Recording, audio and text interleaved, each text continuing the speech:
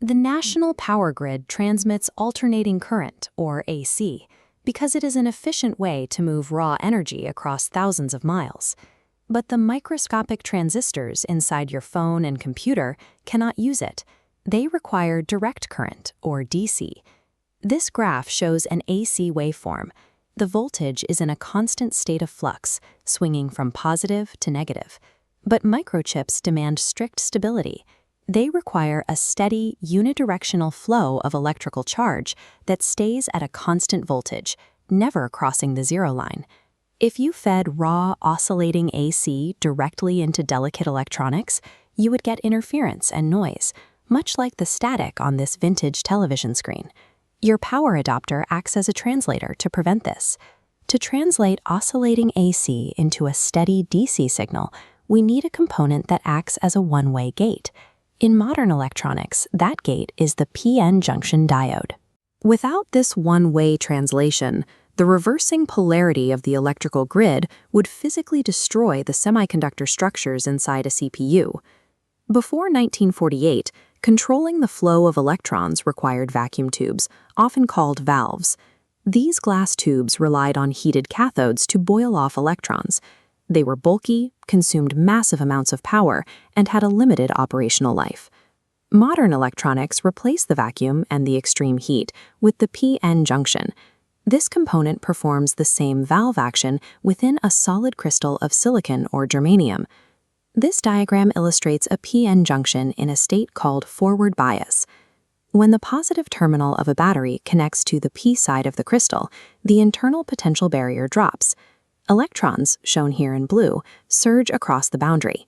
For a silicon diode, this threshold, the cut-in voltage, is approximately 0.7 volts.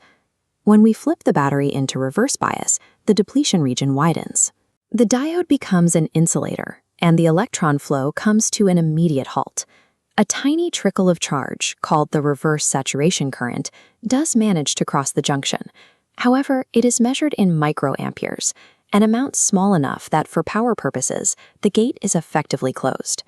By securing directional control within a solid crystal, we have the primary building block for the rectifier circuits that power our devices.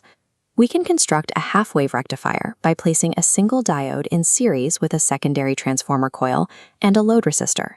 During the positive half cycle of the AC input, the diode is forward biased. The current flows freely, plotting a single positive hump on our output graph.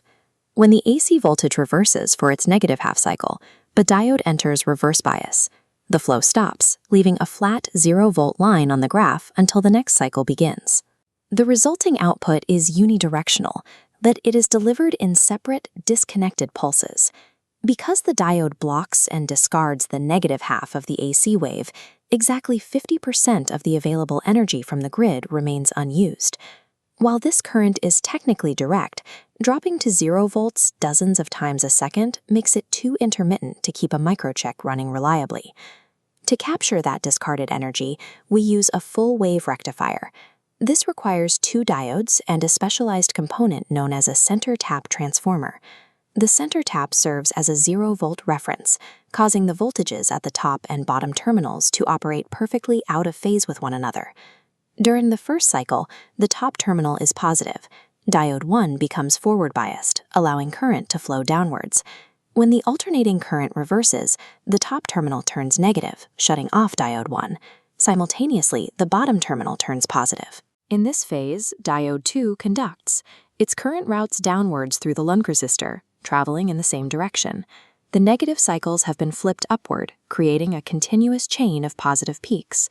Using 2 diodes in this arrangement allows the circuit to harvest 100% of the input energy, doubling the efficiency of our halfway system. A continuous chain of pulses is still not a steady line. The voltage still drops to 0 volts 100 times every second. We can stabilize this by placing a capacitor in parallel with the load resistor. As the rectified voltage pulse rises to its peak, this capacitor absorbs and stores electrical charge. As the pulse begins to drop toward 0, the capacitor releases its stored charge back into the circuit, filling in the valley between the peaks. The output graph is no longer a series of humps. It becomes a flat line held near the peak, with a slight sawtooth ripple voltage. The combination of a full-wave rectifier and a high-capacitance filter provides the steady direct current required by microelectronics. The process is a sequence. Transformers step down the hazardous grid voltage, diodes enforce the direction of current, and capacitors smooth out the remaining turbulence.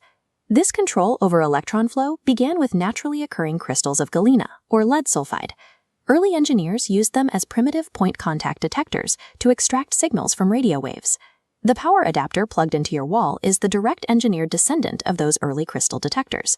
The simple PN junction serves as the physical bridge between the high-voltage power of the electrical grid and the quiet, steady-state requirements of digital computing. Understanding this directional control is the first step in learning how engineers manipulate charge carriers to build more complex semiconductor devices.